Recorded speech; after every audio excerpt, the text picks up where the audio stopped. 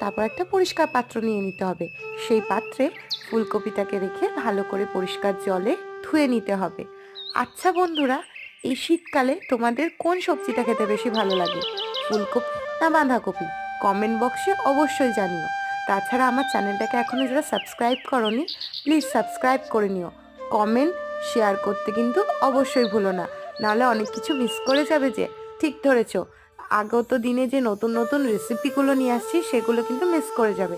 তাই ঝটপট গিয়ে আমার চ্যানেলটিকে সায়নাজ ব্লগসকে সাবস্ক্রাইব করে নাও। চলো, তারপর আমরা ভালোটা করে ফুলকপিটাকে ভালো করে পরিষ্কার জলে ধুয়ে নেব। জলটা ধুয়ে নেওয়ার পর জলটাকে ফেলে দেবো। ফেলে দেওয়ার পর ছোট ছোট পিস করে ফুলকপিগুলোকে কেটে নেব। তোমরা যথার্থ চেষ্টা করবে যে ফুলকপির সাইজগুলো যেন মিডিয়াম থেকে স্মল থাকে, বেশি বড় বড় করবে না। নেক্সট পার্টটা দেখার জন্য পার্ট 3 দেখো।